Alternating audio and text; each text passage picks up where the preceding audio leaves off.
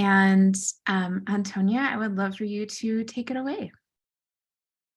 Hi, hello everybody. I am so excited to see faces on the screen.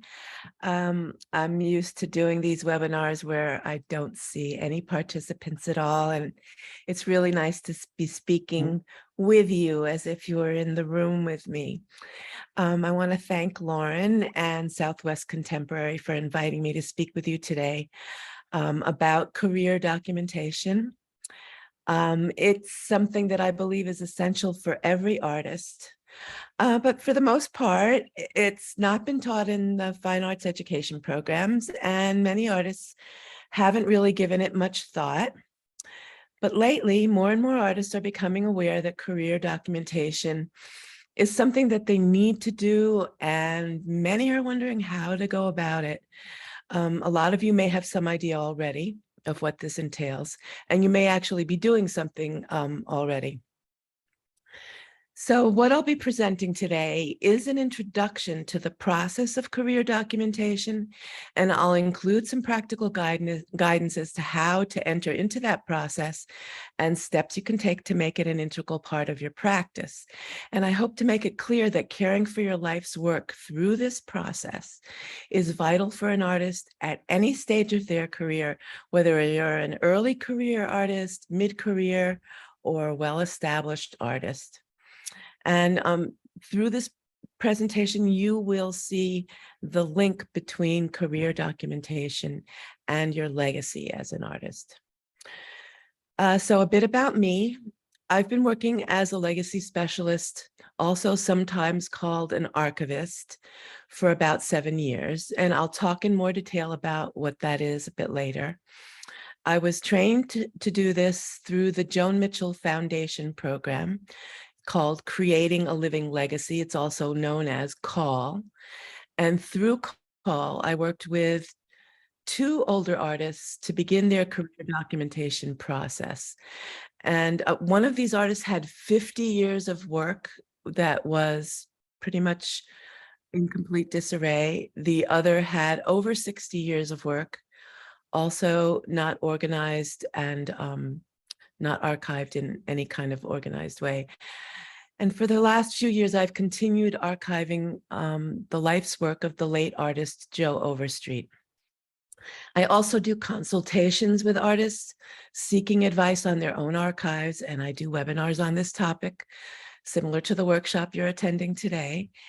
And this training and experience in career documentation, working from different points of view with both living and deceased artists, has afforded me expertise in providing guidance to artists who wish to begin this process and this way of thinking, which is it's a different way of thinking about your work. So without much further ado, I'm going to be sharing my screen. There is a slide presentation that goes along with the things that I'll be talking about. So bear with me for a moment while I try and get my screen up there. Okay. Let's see if we can get the slideshow going. And so in thinking about how your career documentation connects to your legacy as an artist, you need to realize that they are directly related. And this will become obvious as we get further into this discussion. I'm going to share 8 important points to keep in mind as you begin your career documentation. And you can keep notes, as Lauren mentioned, or just listen. You will have the recording, so it's a lot of material. But definitely, if you have questions as I go along, make a note of them, and at the end, we will have plenty of time for questions and answers. You're preserving your legacy when every artwork that you have created is both documented in a record-keeping system, as well as physically preserved where possible using archival methods. And by every artwork, I mean a painting, photograph, performance, a piece of choreography, video, a music score, a work of fiction, a digital work, a public art project, or something else. Okay. So, what exactly is career documentation? It's the record of a life of each of your artworks that needs to be kept. This includes where and when it was created or exhibited or published, where it was presented or performed and with whom, and if and when it was sold to whom, and when it was reviewed, recorded, or mentioned in the public realm.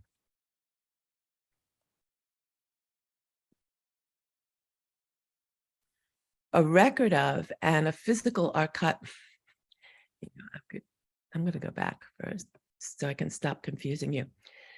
A record of and a physical archival file of papers associated with each of your artworks, the publications, the exhibitions, performances, etc., should be maintained. And if you use a lot of visual and or textual research in your work, you should keep a file of these things as well.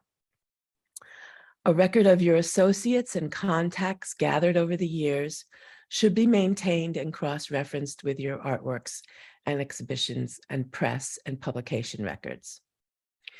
And a file of legal documents associated with your life as an artist should be maintained and documented. Things like consignment agreements and studio leases and sale contracts and so on constitute legal documents. Your journals, sketchbooks, notebooks, and letters should be stored archivally and documented. Photographic and videographic records of you with your art, making your art, performing, or presenting your art should be documented and preserved physically and or digitally. And you should keep a file of any monographs you might have, or magazine and newspaper articles, or even digital articles that may have appeared on the web, and those things should be maintained in archival storage and documented. All of this is part of your legacy.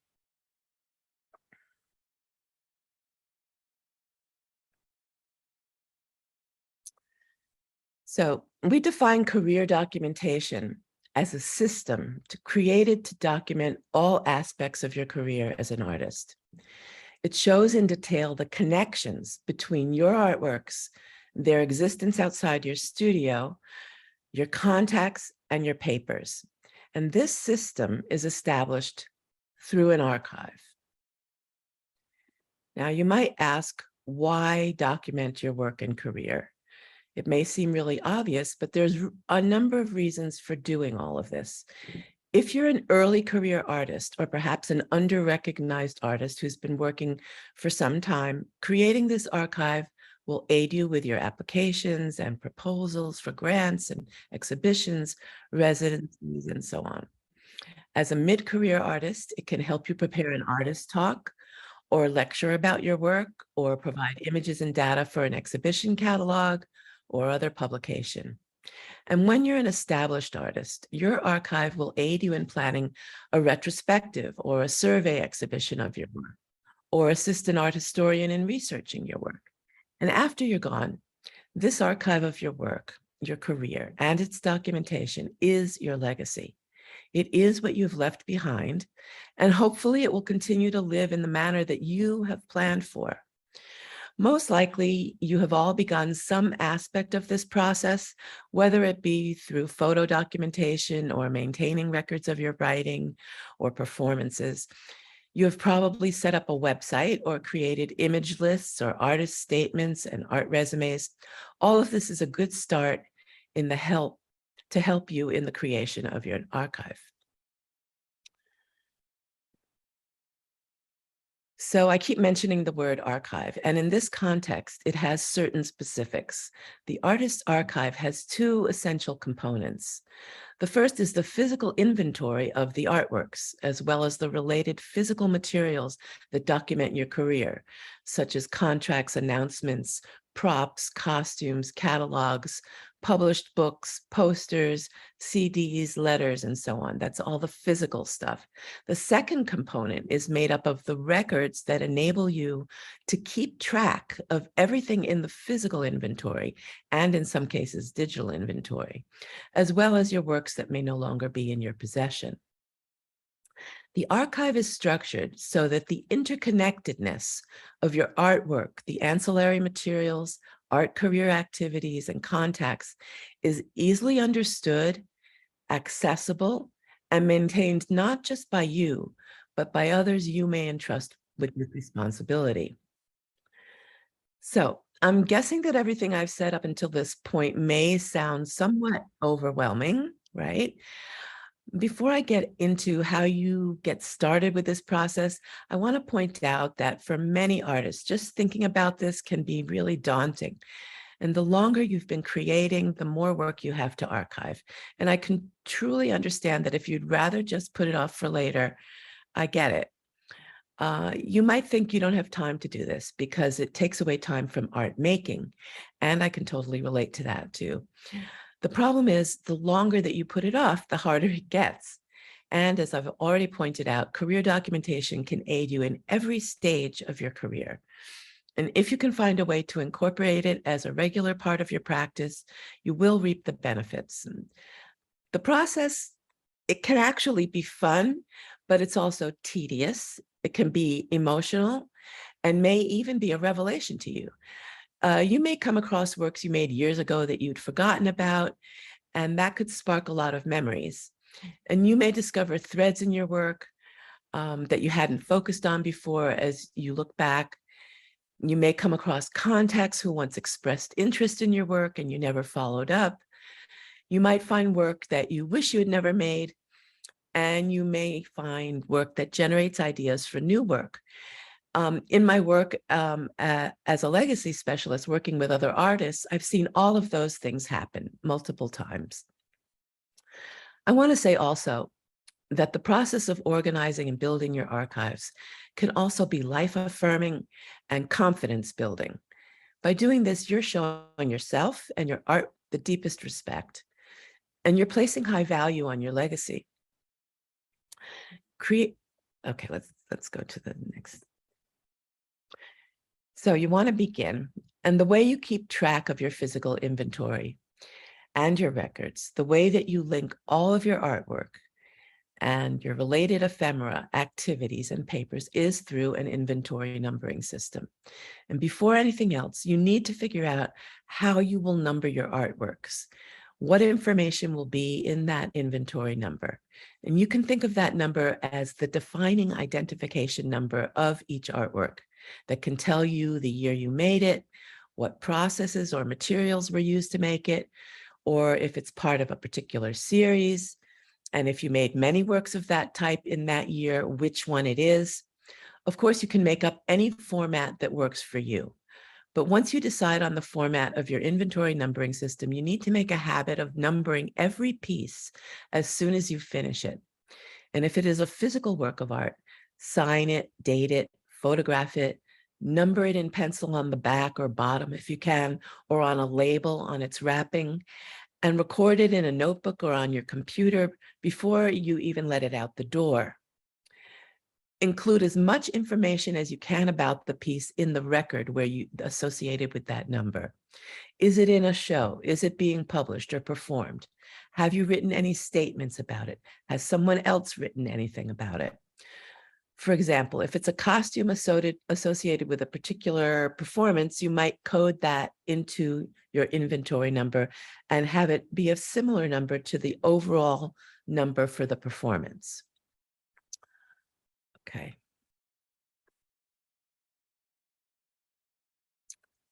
I'll talk more about the specifics of inventory numbering during the question and answer period.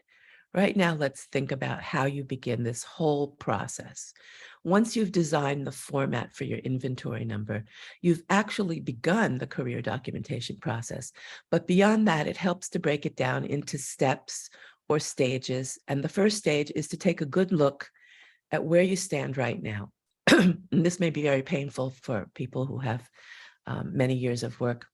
But you can perform your own needs assessment. Every artist will have a different set of circumstances, and there's no one size fits all method. But the things each artist should consider are your space, how to maintain your workspace, and also a place to do your archiving work, because for many of you, that's going to take up some room as well. Your volume of artwork, is it 10 years of work or 30 or more? What kind of storage do you have or do you need? Your time, just how busy are you and what is your schedule like, and where can you fit archiving and career documentation into your schedule? What are the materials and the resources you will need for this process, such as shelving, archival storage materials, a new hard drive, a digital camera, who knows? Do you need or do you want assistance? If you are well along in your career and you have a large amount of work to deal with, you might want to consider getting some help right from the beginning. And I don't necessarily mean professional help. It could be a friend or a family member who can help you assess your needs and maybe take notes for you. Or if you have 50 years of work to deal with, I recommend looking into getting a legacy specialist, archiving assistant from the beginning, even if only for an initial consultation. And it'll be less overwhelming if you do that. I will say more about this later. So thinking about your space, is this what it looks like? Think about how you're storing your work now. No matter what type of artist you are, is your storage space satisfactory to you, and is it safe for your work? When I say safe for your work, I mean, is it protected from light, the extremes of temperature, dust, humidity, and vermin? Depends on your location. Different parts of the country have different issues with the climate. If you are a mid-career visual artist, you may need more physical space for storage than an early career visual artist or a writer, for example. If you're an artist with a lot of physical inventory, maybe you'll need more shelving or racks, and maybe you can have a storage area for that in a separate location. You may have to set up an extra table or two if you have the room, or maybe you get a folding table that you only use when you're working on your archive. Or maybe your work table doubles as your archiving table, though that would be the least desirable situation for most visual artists. In some cases, an artist's work exists only on hard drives or videotapes, CDs, and notebooks. If that is the case, you probably only need a small table, some shelving, and a file cabinet. And if that's your situation, consider yourself really lucky. In other cases, you may need to dedicate a section of your studio to the archiving process.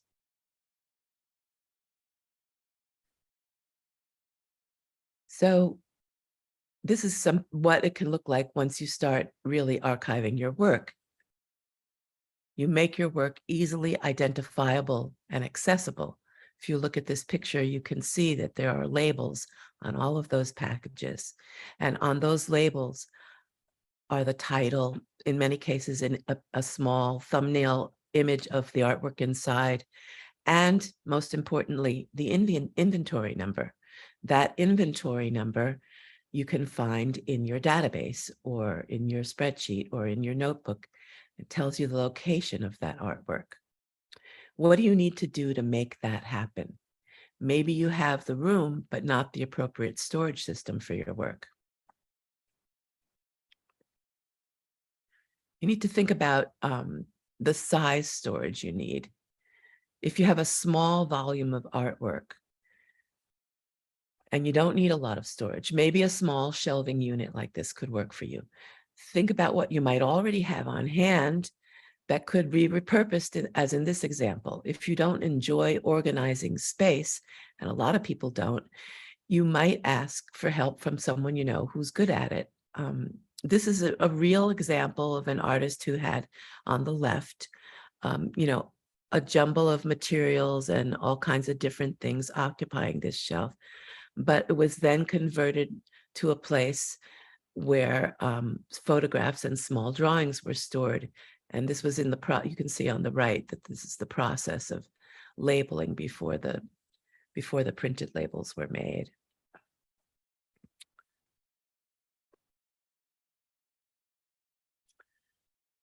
So there's going to be materials that you probably will have to get. Most visual artists have work accumulating in their studios, usually not wrapped, sometimes in racks or shelves or boxes, but for the most part, not stored in an archival manner. Some visual artists have flat files for works on paper, and those are often stuffed to overflowing and maybe not organized.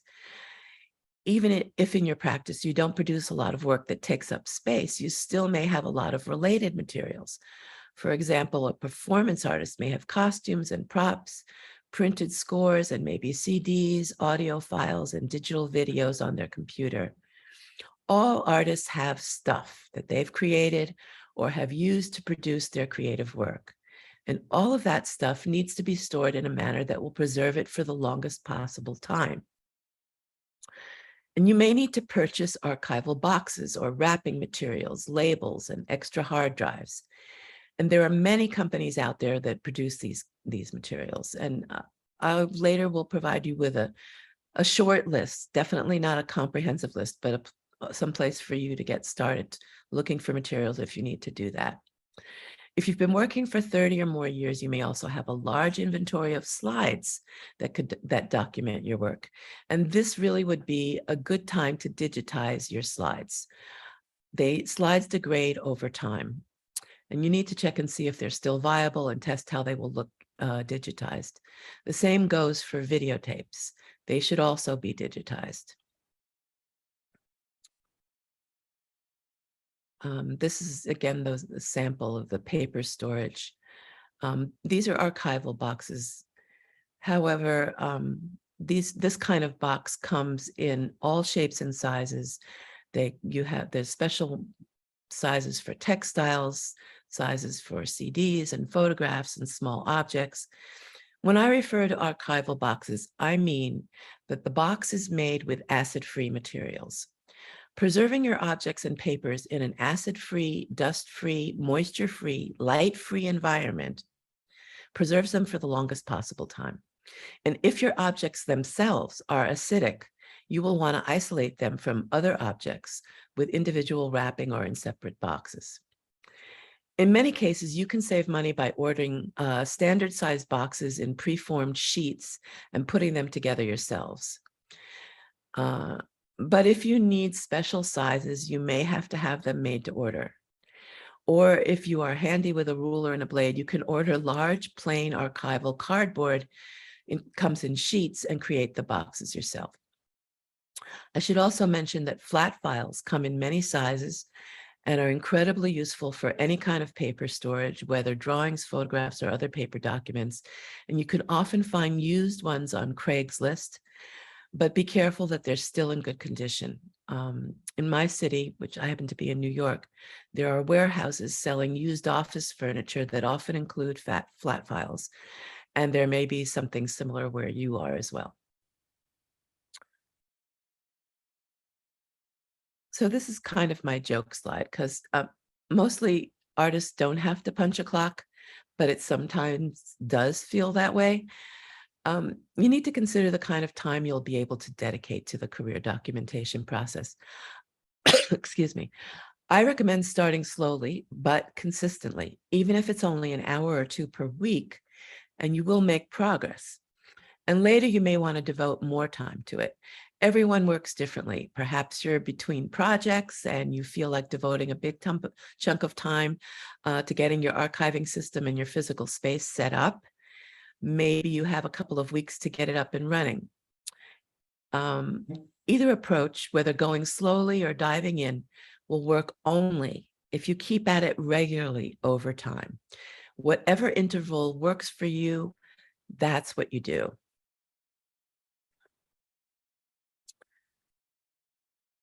At one point or another, we all need a little, or perhaps more than a little, help sometimes. And an early career artist without a huge inventory and maybe not a lot of disposable income may not be ready to hire professional help.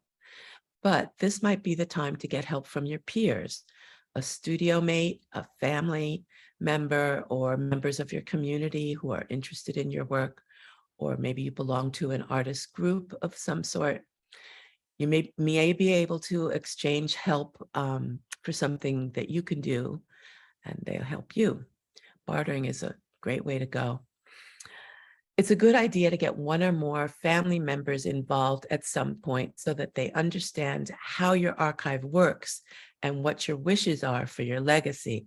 This doesn't necessarily mean that you're asking them to help you create the archive or do any of the work, but it's about cluing them into what this is about, this whole process that you're engaged in.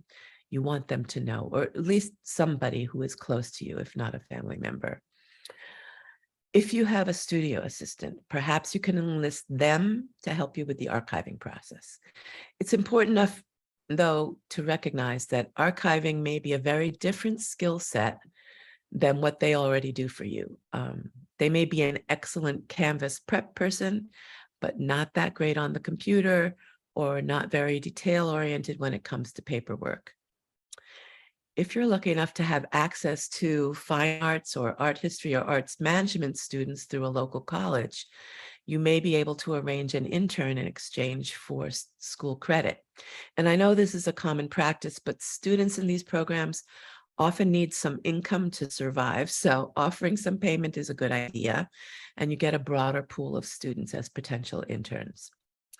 And if you are in a position to contract with a legacy specialist, this can be the ideal situation for your career documentation project. You might want to work with a legacy specialist to help you develop a project outline and a timeline, delineating the various tasks that need to be accomplished. And this doesn't have to be for a long period. The legacy specialist can help you get started in creating your system, and you can proceed from there either on your own with a little help from other folks, as mentioned before. You could meet with the legacy specialist again as a follow-up or a checkup. Or you could contract with a legacy specialist to help you develop your career documentation plan and to help you implement it over time. And if you go this route, you're inviting another person into your studio on a regular basis, just the way you would an artist assistant. And you and that person will need to establish a good working relationship. A legacy specialist has a particular skill set that includes patience, kindness, sensitivity, the ability to see the big picture while paying attention to small details, good communication skills, and dedication. And when a legacy specialist archives your work, they're engaged intimately with you and your creative life. And it'll take some time to get to know each other and develop a working routine and build trust. When a legacy specialist contracts with you, they're making a deep commitment based on the understanding of your needs and a willingness to take on the tasks needed for you to accomplish your goals. Keep in mind that if you do want a legacy specialist to work with you 20 or more hours a week, that is, that's no longer a consultant. You would be required to hire them and pay taxes and insurance for their employment, just like you would an assistant working that many hours. I also want to mention that there are other kinds of consultants who can occasionally help you in this process by hiring them for specific short jobs needed to help you achieve your goals. For example, you might want to hire a carpenter to build out storage for you, or you might want to hire a skilled computer technician to assess your tech situation and make recommendations. You might want to hire a photographer to document your work, or perhaps an art handler who will do most of the wrapping and packaging of your artwork, especially if you have very big work. Here's an art handler that I worked with at one time, and he worked on a short-term basis and only dealt with oversized or heavy work that I couldn't manage by myself.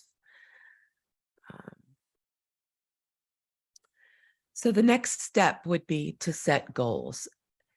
After you've performed your initial assessment and you have a good idea of where you stand, you're really ready to start setting some goals. And in the beginning, it's wise to make your goals small enough that you can achieve them easily.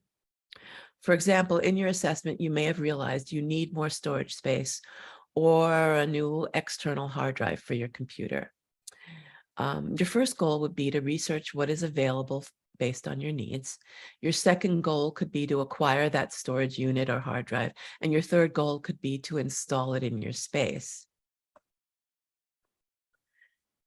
I like to use this idea of SMART goals. Whatever goals you set, they should be SMART goals. This terminology is borrowed from the business management world, and it's still in common use, but it serves our purposes perfectly. In my very simple example, the goal is specific. You will research the types of external hard drives available to your specifications. It's measurable. You'll spend a certain amount of money and of time doing that until you find what you want. It's achievable. You know how to search on the web. You know what your budget is. You know what you want. It's relevant. This will help you in your archiving process. And it's time bound. You'll give yourself a short amount of time to accomplish it and start immediately. I'm using this small, simple, and obvious example because I want to impress on you that while it's important to see the big picture, that can be overwhelming. Taking small steps towards your bigger goals actually makes those goals more achievable. One of your goals could be to make a timeline or a chart for yourself, outlining what you see as the bigger projects you want to take on in the career documentation process. And if you do that, however, you will still need to make smaller goals for each step of the process. For example, if your goal is to inventory all of your work from the past 5 years within the next year, you might make smaller monthly goals specifying which parts of your artwork you will inventory, record, and store in an archival manner. I personally like working with calendars and timelines and to-do lists. They help me stay on track. If this is something you really hate doing, though, it's time to find someone to help you. The next step would be to create a schedule. And this is tricky. When I first started working on my own archive, and I had received training, and I thought I could dedicate 1 day a week to it. I wanted to make up for all the years that I did no career documentation. But I soon found out that 1 day a week was too much for my schedule. It was impossible to dedicate 1 day per week on my archive. I had too many other demands on my time. And I found that I could spend 1 whole day per month and an additional few hours in the week following that day. On the other hand, I work 1 day per week on someone else's archive, but I get paid to do that. And if you're in the position of being able to hire a legacy specialist to work with you, or you have the time yourself, you may want to schedule that kind of frequency. You have to figure out what will work for you, and it may take a little trial and error. It could be, if you're between projects, you want to spend a whole month working on this to really get it going. If you hire someone to do a lot of the work, you'll still need to be available to them, and you will still have to direct the process. So you might be in your studio working on something or other while they're working on your archive, but you need to be available to answer questions and direct them. The next step would be to select a record-keeping system.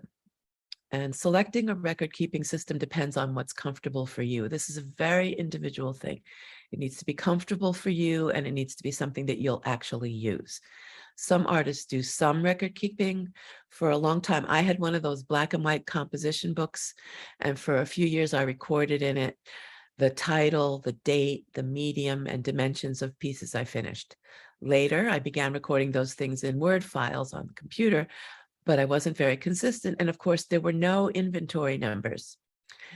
When you think about all of the information that you want to keep on each of your artworks, it makes sense to use a spreadsheet program like Excel or a database program.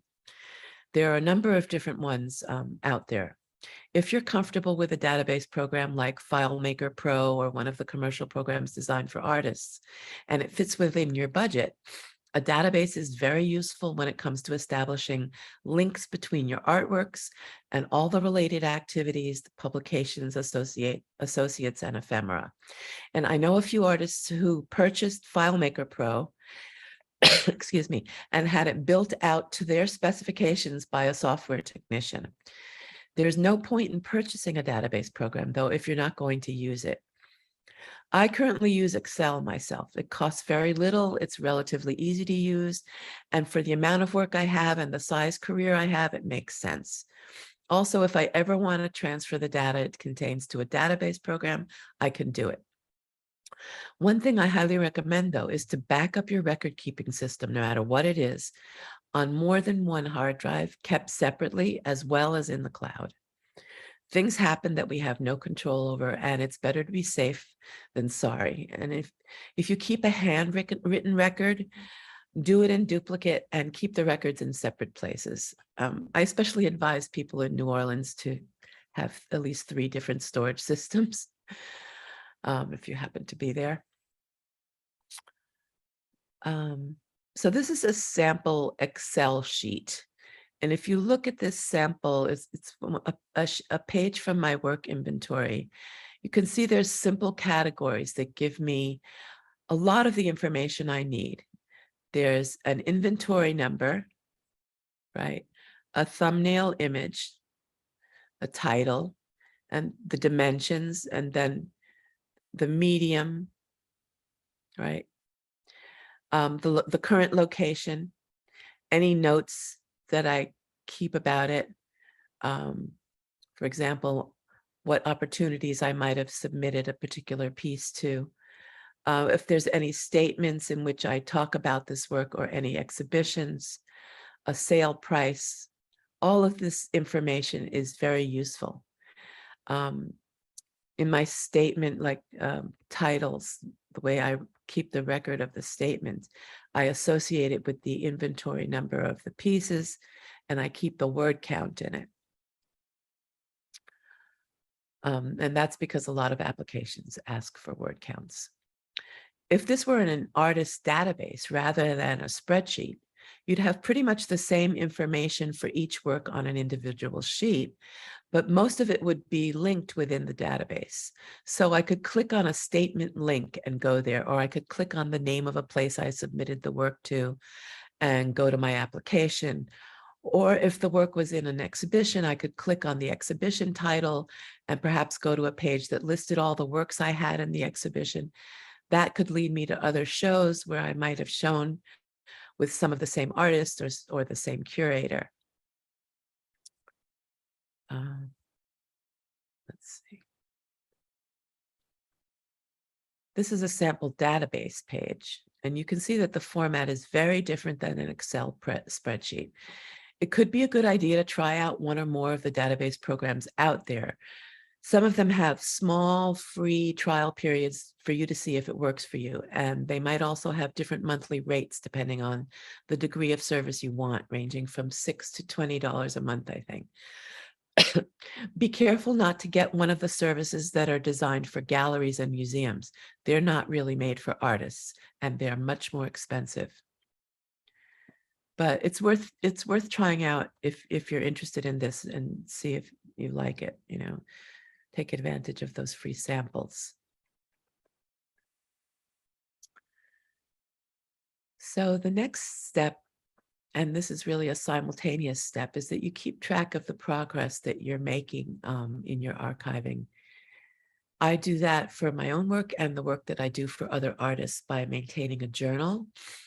And each time I work on an archive, I note down the specifics of what I did, where I left off, what I plan to do next time. It's important to do that because in the interval between archiving sessions, it is very likely that the little details of what you were doing will have flown out of your head. I know as soon as I walk out of somebody's storage room and the archiving I was doing, it's gone because I'm on to the next thing. So you write everything down, the inventory numbers, the locations of things, what's been archived, things you ordered, and so on. The other benefit of doing this is that this becomes a tangible record of the career documentation work you've done and the process you've gone through to document your career. And, it really feels good to look back periodically and see how far you've come. Because when you're in it, it can feel like this is going to take forever, especially if you have many years of work. But seeing the progress helps. And also seeing the changes that you go through. So the last step, and this is also really a simultaneous step, is to think about the future. And this perhaps is the scary part that we don't want to think about now, but should really give our legacy a deep consideration. Um, I knew a man who was a painter and a textile designer. He did both things his entire life. He was very successful at textile design, but he never got very far career-wise with his painting. And he died suddenly of a heart attack at age 62. And he had never made any plans for what he wanted to have happen with his artwork after he was gone. He kept very few records concerning his artwork. Much of it was not signed or dated.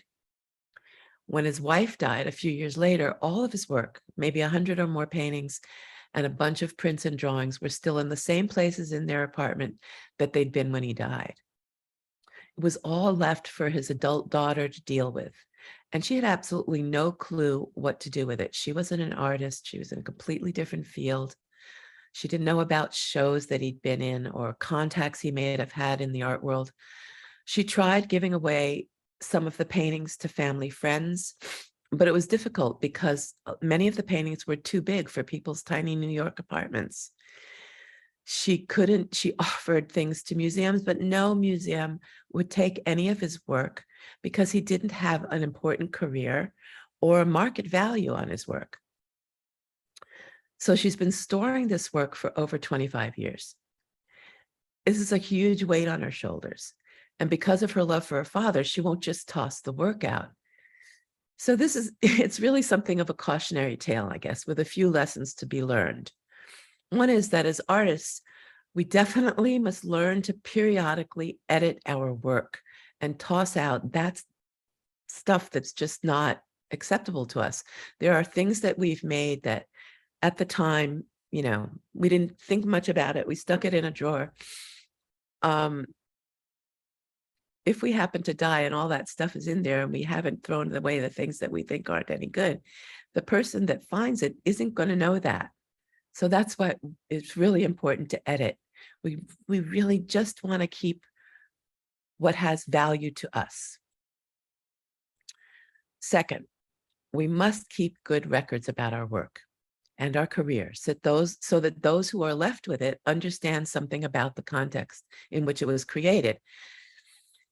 And third, we must make plans and take one or more people into our confidence about our work so our legacy is maintained. Somebody else needs to understand the importance of our work, the value that we've placed on it, and also know what we want to have happen to it. So that's where estate planning really comes in. Now, I'm not comparing any of you to this artist. I'm sure you've already made more progress, really just because you're attending this workshop than he ever did. But I'm suggesting that it's never too early to think about what you want to have happen with your work. Where should it go when you're gone? And hopefully it all enters collections and museums and public institutions and libraries and public or private archives or university archives. But what if it doesn't? Will you set up a foundation for your estate? Will you arrange for donations, sales? What? This is something none of us really wants to think about, but we need to.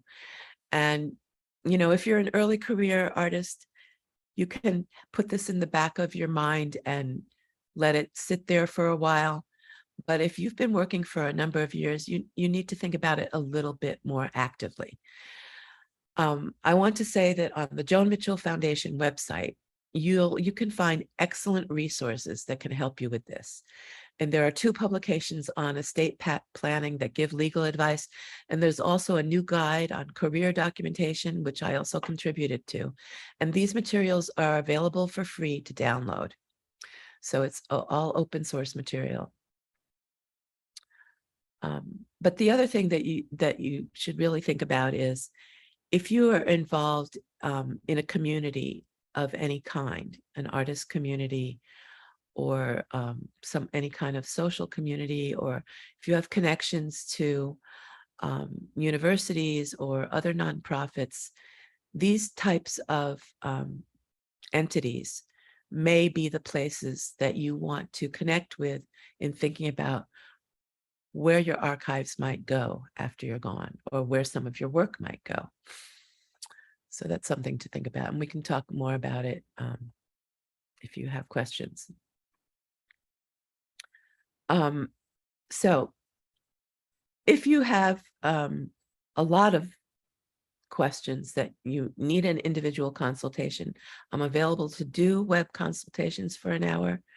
Or if you have a question, you can contact me at this email address. I'm not archiving anybody else's work anymore, other than my own and the one person that I'm dedicated to right now. But I do brief consultations and help give advice if you need it. So I hope you will all begin this process. That's the end of the PowerPoint, and it's the beginning of you starting. And I'm going to stop sharing and open it up for questions. I'd love to hear your reactions and what struck you. Can I talk about strategies for coming up with inventory codes? I definitely will. I'm looking at the chat here.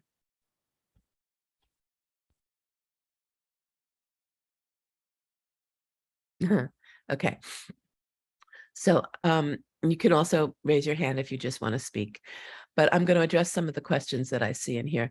I love boxes, but my local stores don't have different size boxes. There's one place that I love is called Talus Online, and this will be in a resource list that I'll send to you. It's based in Bushwick, New York, and there are other places around the country. When you need archival boxes for paper and textile storage, you just must have them, and they come in a wide range of sizes.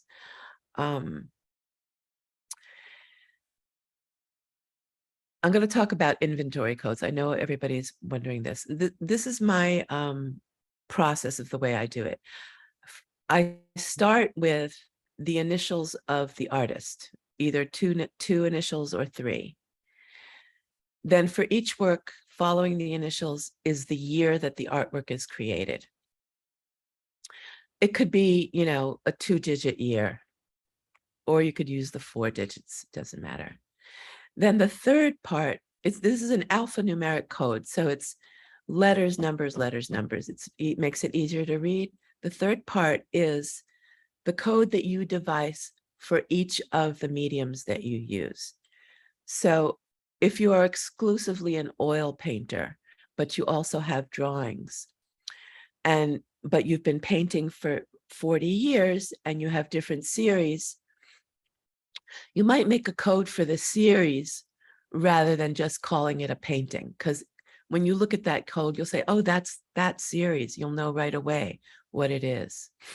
For each year of the work that you're doing, you have a certain number of works that were created that were paintings. So let's say you made 60 paintings in 1 year. So it would be my initials, AAP, 20, the year 2020. The series is gardens, so I may put GAR, and then it would be 01, 02, 03, like that. It's very simple, but it has to make sense to you. And you keep a legend somewhere with all of your codes so that any stranger coming in there and looking at that can find anything that they're looking for in your record keeping. And then in your records, the location of those things. They can go to your record, see where it's located, and they can go to your storage, wherever that is, and find that individual piece. Does that make sense? Does anybody have more questions about that? Okay. Let's see. So can I speak about archiving work to keep up with changes in technology? What I wanted to say about that is it's never going to stop changing. Um, every 3 or 4 years, you need to, upgrade your hard drives, your external hard drives. If you still have things like slides and videotapes and cassettes and all that stuff, definitely get all that stuff digitized as soon as you possibly can. And it's not cheap. If you have a huge number of slides, I think it's cheaper to buy a scanner and hire an assistant to scan all your slides and get them done like that than to send them out. I have nothing against storing your work in the cloud, but I would never rely on that as my only source of storage, ever. We have no control over the cloud. We don't have control over much of anything, but a little bit more control over, our physical hard drives and where we keep them. And I would, back up everything on more than one source and keep your backups in separate places. Just have a periodic backup day that you do, like 30th of the month or whatever it is, back everything up. Advice for rolling large canvases and storing properly. All right. It depends what's on the canvases. If it's acrylic or oil, or if you have things affixed to the canvases. But in general, if they are, very impasto, I would roll them with a thin sheet of foam. There's, you can buy this foam in huge rolls.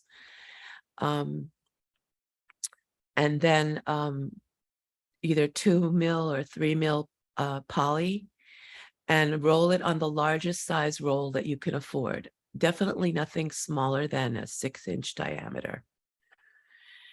And you roll it with the painted part out. If you have a lot of stuff affixed to the surface of your paintings, generally, I don't think it's such a great idea to roll them. I think it's better to crate them. Crate them so that there's a lip around the crate and nothing touches the surface of your painting. And then store them in racks, not directly on the floor, at least, a few inches off the floor. Good questions. Should I be taking my own photos of my pieces or have a professional do it? I say both. You don't have time necessarily to get professional photographs every time you finish a piece, or maybe you don't have the funds, but definitely you have to have a record of your work as soon as it's done. So you take a picture as best as you can. A lot of cell phone cameras are really good. And, with Photoshop, you can adjust light and color and everything. It's not going to look like a professional photograph, but some of those photographs are good enough to submit for applications. And it's also good enough to create a thumbnail for your archive in your records, your database, or your spreadsheet. So definitely do both. The other thing is that when you photograph your work professionally, make sure you talk with the photographer about the size files you want.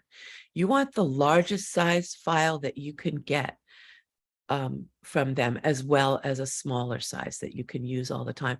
But if you are fortunate enough to be put in print, whether it's a catalog or a monograph or something, the printer is going to need a very large file to make a decent reproduction. And if you don't have that, then the work will have to be rephotographed. And sometimes that's very hard to do.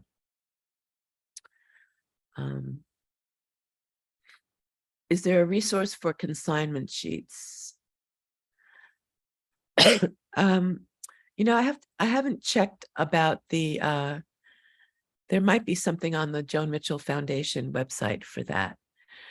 And I don't know about certificates of authenticity.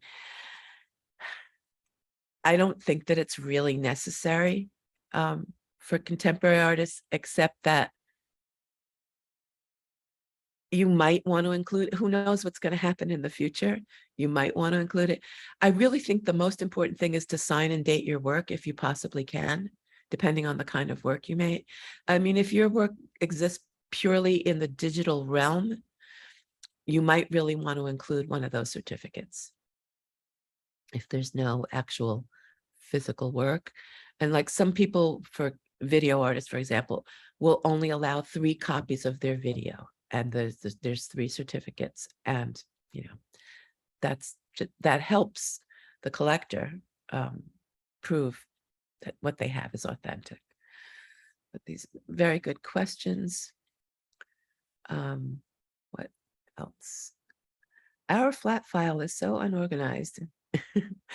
I let me just say something about flat files. I really love flat files, but they're thin. So if you have hundreds and hundreds of drawings, you need a lot of flat files. And you can't just put those drawings in the flat file naked. They don't go in there naked. They go in there with glassine, and folded in glassine. And so you want to organize them by year. For me, flat files organized by year makes a lot of sense, but for other people, it might be, I know an artist that organizes by project, because in her flat files, she has, ideas, sketches for a project, official renderings, printed proposals, blueprints. All these things go in a flat file that's associated with one project. That makes sense for her.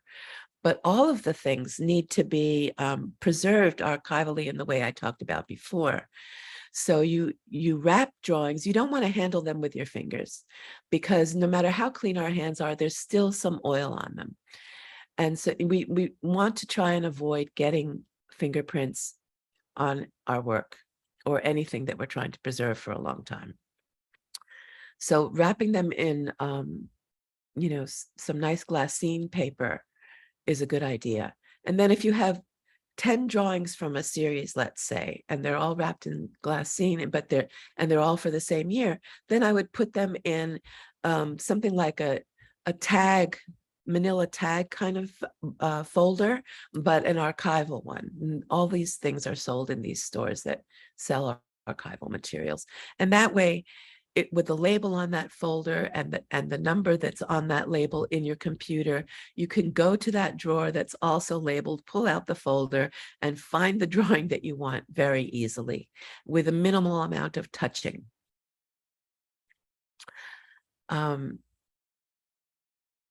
So Nick asked about including artwork and materials in a will.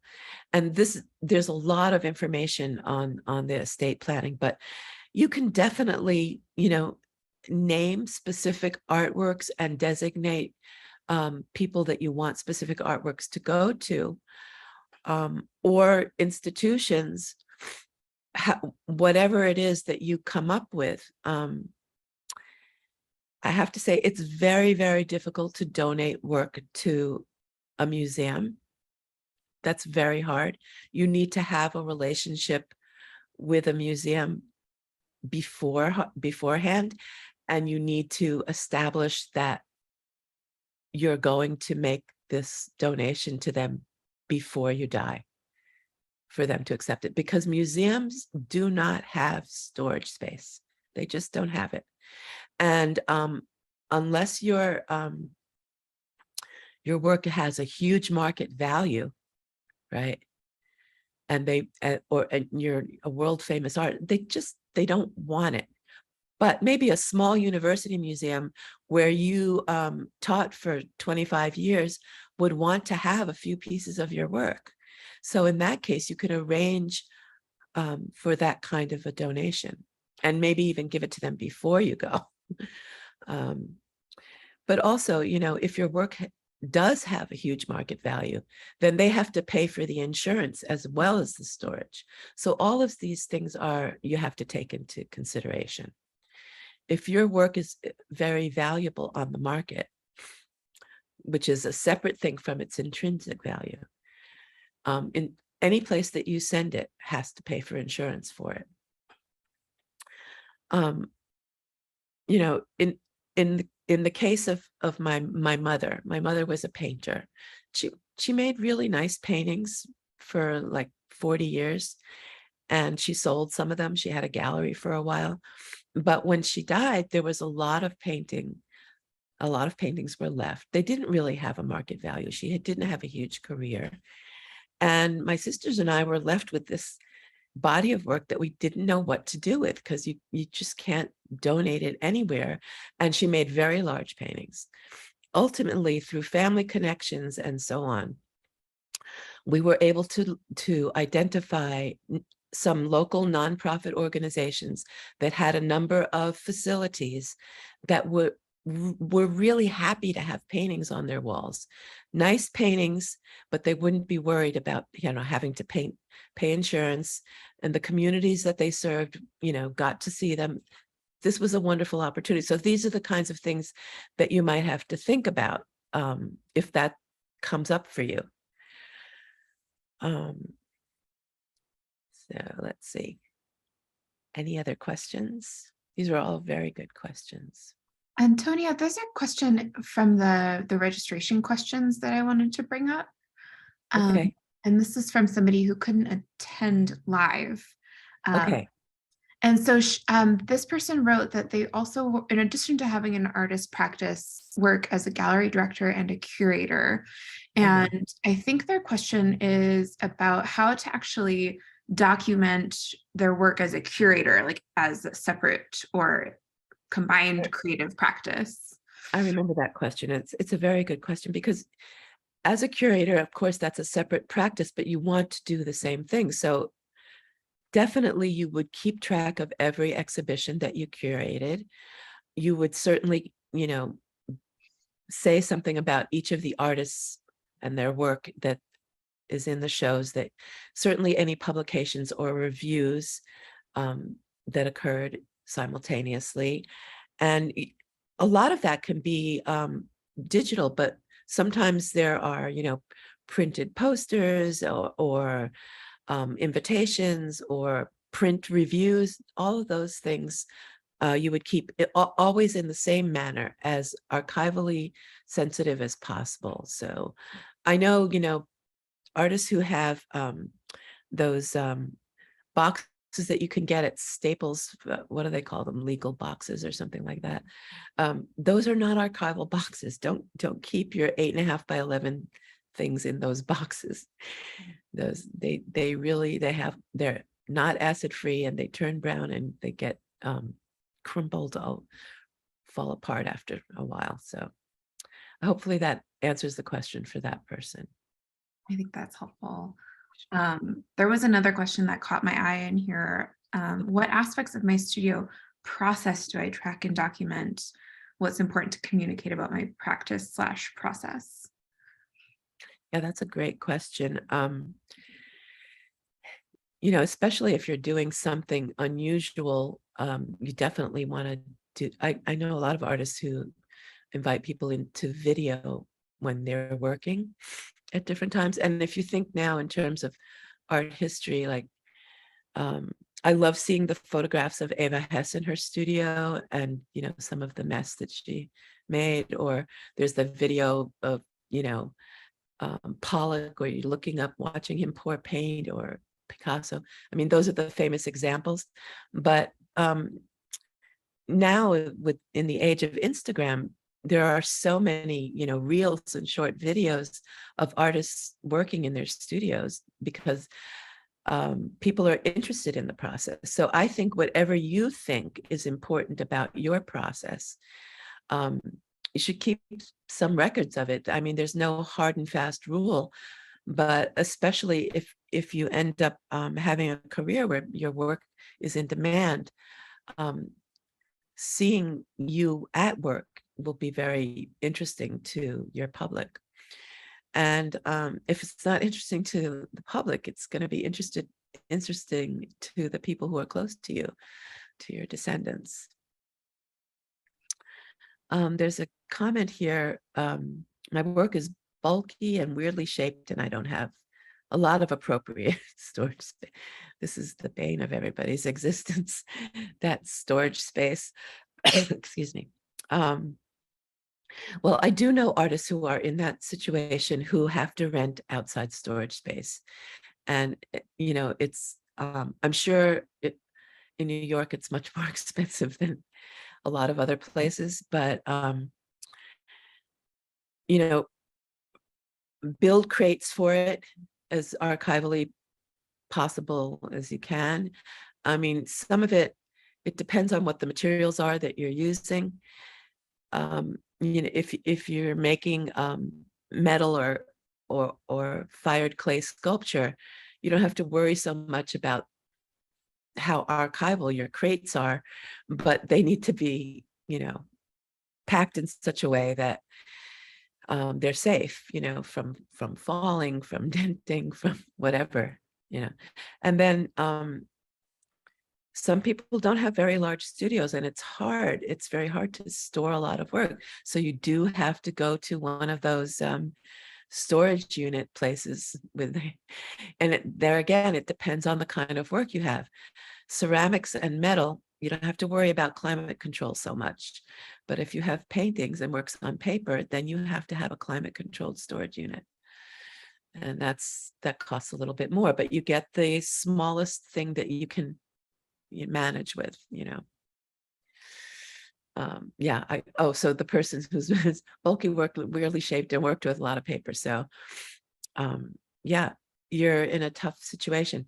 My advice is try and sell it and show it as much as possible. And then, this whole idea of reviewing your work every 5 years and editing it is really helpful. I know when I look back at old work, I can see it's immediate. This stinks. This is worth saving. Those two things. So anything that you look at of your old work that you think stinks, get rid of it because it takes up space. And yeah. Does it spark joy? That's pretty funny. But yeah, I mean, hopefully, your own work sparks joy too. If you want to have a connection to it, and if you love it, it's hopefully going to make somebody else love it too. Any other questions? You're also all welcome to unmute yourselves if you want to. Yeah. You can just speak up if you like. I'm so bad at typing in the chat. I'm kind of curious about the estate planning piece of this. I know that you're not a lawyer. Yeah. At what point does somebody need to engage a lawyer in that process, if at all? Well, yeah, I think you really do need a lawyer to do that, to figure that out. It's and also it really depends on the size of your career. I mean, most people need a lawyer just to make a will, right? Your estate planning might just be your will, and you figure out what you want to have happen with your artwork. But if you have a huge career and there's a real monetary value associated with your work, it's good to figure out where that's going to go. What the Joan Mitchell Foundation exists because Joan Mitchell understood the value of her work, and plus she came from a wealthy family. So there was a lot of money there, and she really wanted her work to benefit other artists. We all are benefiting from what she set up before she died, well before she died. She realized that, she held on to a lot of her great works. Some she sold, but she held on to a lot of it because she knew its value. So the foundation, which owns all of her work, slowly lets go of a little bit at a time to keep the foundation going. So you have to figure out where you are on that spectrum of, the value of your work. You may have a local community that really loves your work, and you're not selling your work for hundreds of thousands of dollars per piece, but you may have people that would, or organizations in your community that would like to have some of your work, and you might want to make bequests to some of these kinds of institutions or to individuals. So it's a very personal thing, but I really do recommend looking at those estate planning workbooks, because they'll help you figure that out. And then, you look for your lawyer if you realize you you need a lawyer. But excellent question. Is anybody willing to share maybe a piece of this work that you've been struggling with or you want to tackle, or where you are in your own documentation journey? Yeah, I'm very curious to know where you all stand in this. Hello, I'm Cora. Hi. Hi. I'm getting ready for the Air Force, and while I am like a beginning artist, like early in my career, I have like a lot of like very large, like 6 by 8 foot paintings and things of that size, and it's like very important to me. I've already like talked to an attorney to start putting together a will just in case, and to make sure, like, for me it's important like my artwork doesn't end up in certain people's hands, and like say it goes to like my mother or like who I would give it to. And Mhm. so I'm really excited to try and like make a filing system that would like make it easier. My mother, she's a older woman, and I would just hate to have left her with like, if something happened, I would hate to leave her with just something she can't navigate. So I'm really excited for the numbering system. So thank you for sharing that.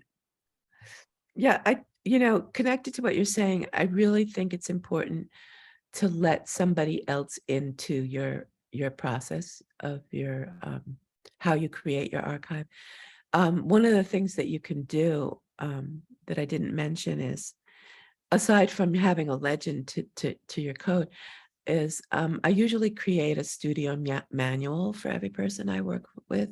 So it really has a lot of information about how the studio is set up, how the archiving system is set up, where things are stored,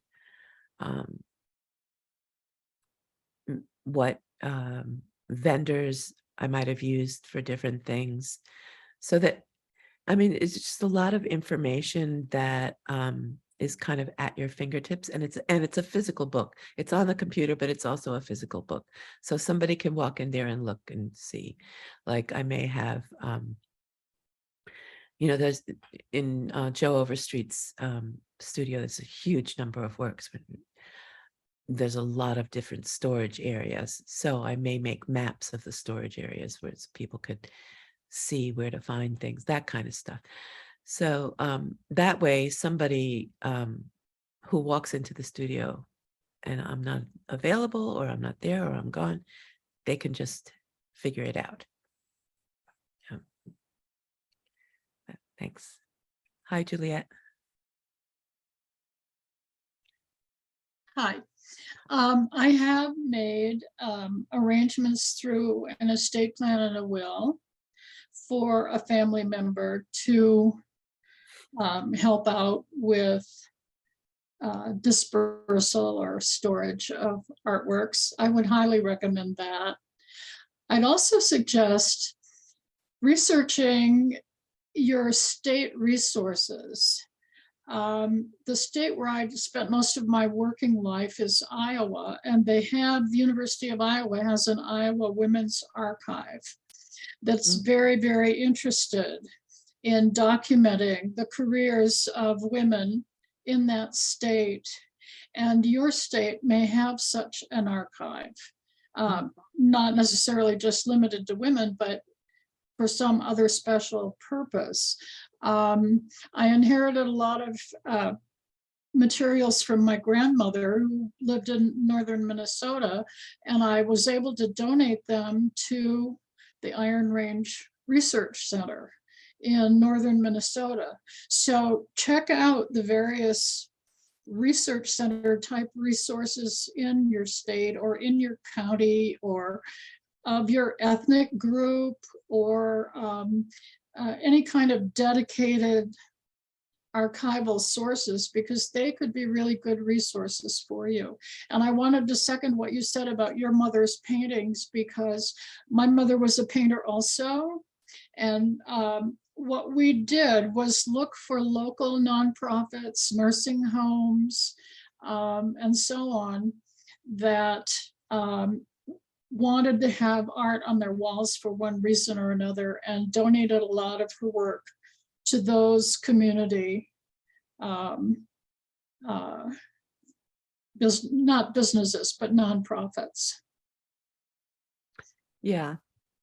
Thanks so much for mentioning that, because it's absolutely true that there are these entities that hold archives. There's the National Archives at the Smithsonian, and sometimes, you know, you might hear from them, especially if you have a lot of research in particular areas. I know a Native American artist who's fairly young, and they've already asked for all of her archives. You know, in Northern California, there's archives of Chicano artists' work. A lot of Chicano artists are submitting their documents to them to keep a record of these things that you know, you can't find records of. So that, thanks so much for bringing that up. And also, you know, the idea of donating work to local organizations is really, it's so wonderful, because everybody needs to see art. And it's not, they don't have to just go to a gallery or a museum to see it if they have art on their walls of their local community organizations, which is a wonderful thing. So thanks. Hi, I Hi. have a question. Sure. So when you start to archive something, I haven't been that adamant about archiving my work. And I have sold a couple of pieces to a couple of collectors. Is it necessary for me to reach out to previous people who have bought the work to try to archive the work? Or is it better just to kind of start fresh and like draw the line in the sand and say, from now on, I'm going to start archiving the work? Or is it more of a personal preference? I'm not quite sure. Why would you want to reach out to them? Maybe to like get photographs of the work, or Okay. like stuff like that. So if you have sold work that's not photographed, is what you're saying? Yeah. Okay. If you have access to the collector, I mean, if it was a personal sale, I would say, yes, you'd like to come and take a picture of the work. Yes. Okay. If you possibly can, it's good to keep a record. Sometimes you don't have access. If your work's been sold, for example, on the secondary market, you might not know where it exists now, but it's great to, you know, keep track of where your work is if you possibly can. Let's say you have a gallery. Some galleries will not share who the collectors are that buy the work. They show the work and you know that it was sold, you get your percentage, but they don't tell you. If you get involved in career documentation, and you have a relationship with a gallery, whether it's a new or longstanding relationship, let them know that you're doing this and that you would very much like to keep a record of the collectors in the archive, and try to make an agreement with them. A lot of the times they don't want to share that information with you because they're afraid you're going to go and seek out sales on your own. Just give them a written agreement that you're not going to do that. You know, try and get them to understand the importance of making this archive. So yes, in answer to your question, if it's possible, try to get photographs of work that's no longer in your possession and assign inventory numbers and put it into your archive.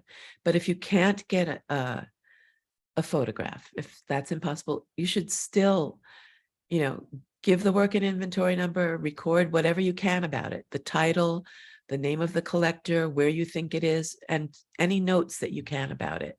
So that sometime in the future, when an art historian is researching your life as an artist and they see that note in there, they will follow it up. They'll, I got to go here to get a photograph to see what that looked like. Okay. Okay, cool. Thank you. You're welcome. Great. Any other questions? Comments? I really hope that this is helpful, and I hope it spurs you all to action. It's, I mean, Pam, did you have a question? I saw you're unmuted. I did. I just unmuted myself. Thank you. You're so observant. My work has changed drastically from the beginning of my career to where I am now. And so I am going to definitely go and review and edit. I think that's excellent advice. And so my question is, how important is that early work in a archived document of my career? I think every stage of your career and every stage of your life as an artist is important. And you yourself will know, in looking back at your early work, which work had the seeds of what came later and carries the threads. I mean, everybody did life drawings, and yeah, some of them were nice drawings, but unless you became a great figurative painter or something like that, probably don't want to keep all those charcoal drawings, or you know what I'm saying. But you might definitely want to keep samples of every stage of your career, and certainly your best work from every stage of your career, and certainly work where you see the beginnings of something that developed later on. You want to somebody looking through your work to be able to see that thread. I like the word thread. Yeah. So at least keep the thread back to the beginning. Yes. Yeah. Nicely put. Thank you. Yeah. Great. So does anybody feel like this is going to be very difficult to do? I see you laughing. No, Noelle, is that your first name or last name? It's my first name. Yes. Hi. I had to unmute you, me. That's okay. No, I see you laughing. And how many years work would you say you have? Oh, it goes back. I've always been there. But I have edited, and I know which ones are the threads. I thought that was well put. Mm-hmm. I've labeled the paintings that are available for sale just last month. So I'm getting in the process. I'm getting a folder together so collectors can see which ones are available, and I don't have to pull every painting out. They can look in the folder and then tell me which ones they'd like to look at. So there's been an energy, but compared to what needs to be done, and I'm not there. But it sounds like you have a system of organization in the works, which is always helpful to work from that, from whatever stage you are. I have a good friend who's a well-known artist, and she studied with Nathan Oliveira, and she said the other day, he was the one who told me to number every work. At the time, I didn't understand the value of it, and today I do. So slowly we're catching on with when somebody is as articulate and has the experience as you do that really clarifies the importance for a system. Thank you. And I had a sister who came to visit, and one day she's a professional editor. One day she said, Noelle, I want you to make a list of every single work and where it went. It took me days, but because she's my older sister, I did it. And now I am so grateful. How long ago? Pardon? How long ago was that? That was like last year. Oh, I She can't came believe up with it people out of the voice- blue. So Smart. people do help you on your journey when you're not catching on yourself, that people will guide you. I look for help along the way. That's good. Well, she sounds like the person that you should share your archiving process with. Yeah, she's older than I. I wish she were younger. But she might outlive me. Never know. Never know. Mhm. If We you're, really appreciate your help.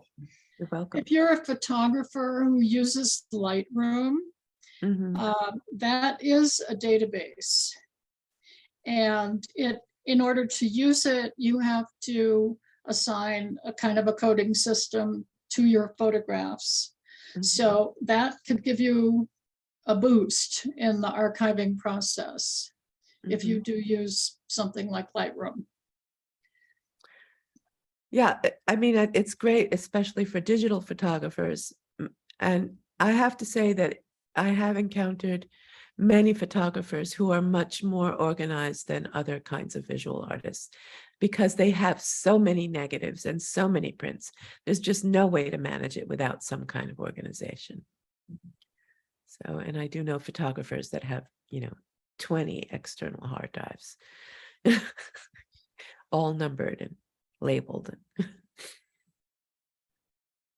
And there's a comment Hugh shared in the comments that they've used freewill.com to write a temporary will. And that's not a tool I've heard of before. So something interesting to I don't know that one, look but at. Yeah. mhm. Yeah, I mean, there's just so many aspects of this to think about.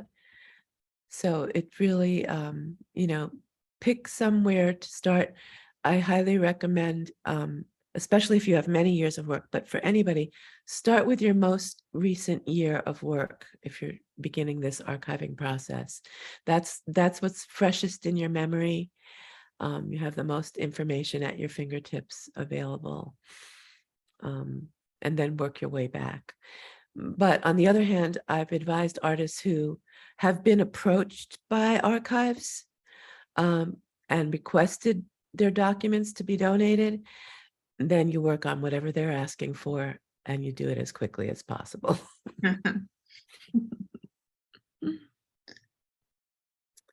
Great. Well, we're right at 1:30. Are there any other closing questions for Antonia?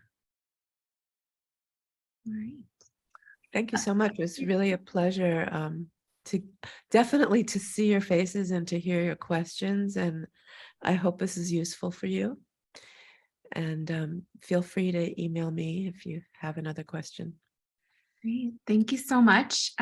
We'll be circulating all the recordings at the beginning of next week. So we'll follow up at that point. And if you all are joining us for the Instagram session at 2 o'clock, I'll see you back here in about 30 minutes. And hopefully we'll see you again for some sessions tomorrow. Great. Thank you, everybody. Take care and good luck, everyone. Thanks. Bye.